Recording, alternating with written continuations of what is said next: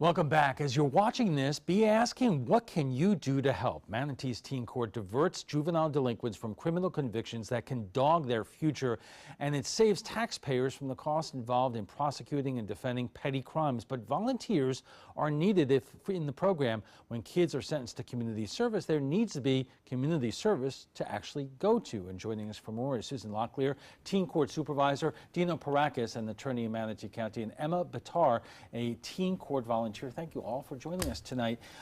And Susan, let me start with you, because people are first and foremost are going to want to know, is there evidence that Teen Court actually is able to dissuade kids who may be getting into some juvenile trouble from actually going further and having real charges in the future? Yes, there is. We haven't done our recidivism rate for a couple years, but the last time we did, the recidivism, basically we followed juveniles that complete our program successfully. We follow them for 2 years to see if they get into trouble again. And less than 7% actually do get into trouble again. So that's 93% of the children don't get into trouble within that 2-year period of time. Sometimes kids just need that wake-up call. Exactly. Dino, how did you get involved in it? I got initially involved as a prosecutor on the East Coast, and immediately when I came to Sarasota, I was involved. Once going to the felony division in Bradenton, immediately contacted Sue asking how to get involved in this teen court. As somebody who was a prosecutor, you know, how valuable do you think that this is in terms of these, you know, instead of going through the legal system and prosecuting these petty crimes, doing it in a way that does not affect these young people's records in the years to come? So I think there's two parts. There's the short-term and the long-term part to that question. The short-term, absolutely, it relieves the burden of having to do that. But I think the long-term value is preventing these kids from showing up in felony court, showing up in misdemeanor court as adults by addressing the problem in teen court. And so they are able to go be judged, held accountable, and at the same time able to give back sometime in the future to where we're not seeing them, and then it's not the burden on the taxpayers as adults as well. So Emma, what do you do? Prosecution, defense, or are you one of the judges? And how did you hear about this? I do prosecution and defense for the people who come in under that they committed a crime, and I either try to make their sentence higher or lower based off of what kind of crime they committed. How did you first hear about this program? I had a friend that was also an attorney, and she knew that I was interested in having that be a future career, so she told me about it, and then I went and checked it out, and I did the training, and now I show up as much as I can. You know, they didn't have anything like this when I was a kid. How did this first get started, not only in Bradenton, but where did this come from nationally or statewide? Well, I know the program in Manatee and Sarasota counties was initially brought forth from Texas. Judge Paul Logan, who's a retired circuit court judge, was very involved in bringing the teen court program here, and he went and visited, along with some other officials, went and visited Texas and found the program and decided that it would benefit our community. Do you know, we have less than a minute left, but I would imagine, what's the line where it may be a case that it's suitable for teen court, or above that where it really does have to go to the felony courts? It's an interesting question because each case is so different. I mean, you can have a crime and a sentence that goes along, but it really takes looking at the person. You take the crimes, I think the best example would be a theft, a petty theft. It could be the result of addiction. It could be the result of just stealing food, needing food. So I think it's important, especially with teens, to be able to looking at the situation that they're in so you can address the actual issue rather than putting through an anti-theft course when in reality maybe theft isn't the issue. Okay, we are just getting warmed up. We'll have much more on teen court when we come back. Welcome back. We're talking about teen court in Manatee County, and joining us for more is Susan Locklear, the teen court supervisor, Dino Parakis, an attorney in Manatee County, and Emma Batar, a teen court volunteer. Susan, just so people know, in terms of what happens to these kids if they are sentenced to community service and they reoffend? Well, if they reoffend or if they don't complete their sanctions that the teen court jury has sentenced them to, then we have no other option but to close their case unsuccessfully and send them to juvenile court. And how are the rules for this made? Is this by state statute? No, it's not by state statute. We follow the teen court programs over the entire state follow a certain guidelines of how the teen court programs are supposed to run. Okay, and at the outset we talked about the need for volunteers, what the public can do to help, and I would imagine this comes down to a number of different categories, including the fact that when teenagers are sentenced to community service, there has to be enough community service to handle it. Is there enough organizations and places for kids to go? No, there's not. We're always looking for new outlets, new agencies or organizations that need help with our, with their, whatever it is that they're doing in their organization. The kids that are sentenced to their community service hours, these are basically good kids. They're going to come in and they're going to do their hours. They're going to help that agency or that organization do whatever work it is that they need done. And so we're always looking for new outlets. And what kinds of community service are we talking about? It varies. I mean, they'll go to Salvation Army, they'll go to Meals on Wheels, they'll they'll help out local churches. They will help at a food bank. There's lots of different areas. And Dino, there's also a need for attorneys like yourself. And how many attorneys in Manatee are involved with this? And do you have enough? Are there enough people out there helping out? Well, I think, so you can agree, you can never have enough help when it comes to getting the judges to come to court. But certainly, it's inspiring to see how many attorneys there are to come help out first. And there always could be more. I know in Fowler Law Group, I know Hagen Brody was one that he plays a big role in that as well. And so, there are plenty of attorneys in both places, but we always need more. Absolutely. And Emma, what do you see in the courtroom in terms of the young people who, not only yourself, who you aspire to be a prosecutor or a defense attorney or a judge, but also the young people who are getting into trouble? What have you learned from watching them? I mean, it's really a mix of different kinds of people. Some people, teen court is really a true wake-up call for them, and they're serious about it, and they completely turn their lives around down a better path.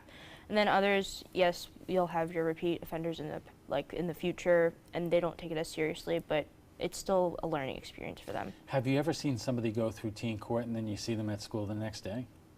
Yes, I have, yeah. What, without using names, what is that like? It's definitely weird. I usually try to stay away from prosecuting and defending the people that I might see around school, just because I don't want to put myself in that kind of situation. And just for them to get a fair trial, I guess. I don't want to like impose on that. But that situation is not unlike what you would see in real life, because as a prosecutor or a defense attorney, you may go to the supermarket and see somebody that you sent to jail for a couple of days. It happens. So, I mean, how useful is this for young people like Emma to see how both sides of the street work here? I think it's very useful. I think it's a very good practice on what actually happens when they get older. Right. And Susan, we were talking about from the outset how this saves taxpayers money. If you could explain that a little bit. Well, it cost, on the low end, about $5,000 to prosecute a child and have them go through regular juvenile justice system, the regular juvenile court. Whereas having them come to teen court, to the diversion program, is about $500 per child. So we're saving, the last fiscal year, 2016-2017, we handled close to 300 cases. You're talking in excess of $1 million that the taxpayers are saved by these children coming to teen court. And are you just talking about $1 million a year in Manatee County? In Manatee County, correct. And this program is also in Sarasota County. We know some great people who are involved with it there. Is it in the majority of counties in Florida? Yes, there's 55 teen court programs all over the state. There's only 12 very small counties that don't have teen court. Do you see this expanding in terms of the number of defendants that you could accommodate going through this system, or are you basically for the lack of a better word, hamstrung by the number of volunteers that you have in terms of attorneys willing to give their time and kids who may be interested in the legal profession to serve as defense and prosecutors? No, we take any child that meets the criteria for our program. We will take them and we will handle their case regardless of the number of volunteers that we have. You know, Dino, there may be some people who are watching this from home who would be saying, you know what, you know, this sounds like a nice thing to do, but when kids get into trouble, whether, you know, a petty crime, you know, you really have to throw the book at them because, you know, we could see what happens when kids do not get on the straight and narrow early enough. So just, you know, send them into the criminal courts. What would you say back? I would say that there's an opinion to that punishment would ultimately lead to a more productive tax-paying citizen at the end. And I don't think that just a one-size-fits-all could apply. The interesting part about teen court is they are held accountable. They do have to do community service. And I think at that age, when you're seeking approval by your peers, to have your peers sentencing you to community service hours, jury duties, and having different types of punishments, I think that is more emotionally effective as far as getting the teens involved. It really addresses this particular age group in a very unique fashion. I don't think they would be able to have that opportunity if, and certainly they have to earn it, but they don't have that there. Up until now, you have been a career prosecutor. Yeah. You are now, later this week, moving into the defense side of the court. Yes, a Fowler Law Group. So, Emma, that raises the question, from what you've seen right now, both in terms of being a prosecutor in teen court and defense in teen court, what do you prefer? What do you think the difference is? What is more interesting to you? Honestly, I like both about the same. It really depends on the case, because we get the cases beforehand and then we get to decide if we want to prosecute or defend. I usually try to prosecute the kids that commit the higher crimes. I think I'm trying to get them to learn as much as I can possibly offer them. And then I defend the kids that I feel like maybe were falsely accused, like shouldn't really be there, but they're choosing not to go through juvenile court because of, you know, expenses or whatnot. So, yeah, I just decide on my own, but I like them both about the same. What kind of preparation do you have to put into each case? Well, I get the case file, so I have to read over it, and then after that, I write the opening statements, questions, and then closing statements. Now, does the defendant have an opportunity to testify in their own defense? Yes. And I would imagine there is a learning experience in terms of that, in terms of standing up for yourself. If you're being charged with something that you don't believe that you are guilty of, or trying to explain in terms of taking responsibility for something that you may have done. Well, every child that comes in our program has to plead guilty to the charge. Otherwise, they would then be in juvenile court and the state attorney would have to prove their guilt. So the children that are in our program have already pled guilty to the charge, but you know, their testimony is really the only thing that the jury uses to decide what their sentence is going to be. So they do get that opportunity to get up on the stand and explain what happened on, you know, the day that they were, you know, they did whatever it is that they did. Do you find that the youngsters who are going through this are taking the process seriously, considering the fact that it's a defense attorney or a prosecutor who's the same age that they are? Well, I think in the onset, a lot of them don't. And I think once they get into court and they realize that you are in a real courtroom and there is a judge up there and you have a jury and this is real court, you know, we explain to them that the only reason that they have another youth that is prosecuting and defending them is because they have pled guilty to the charge. So there's no need for them to have a real attorney. But they, you know, they do, if they don't take it serious on the onset, they certainly do by the time they make it into court. Okay, we have to take a quick break and we'll be back for final thoughts in a moment.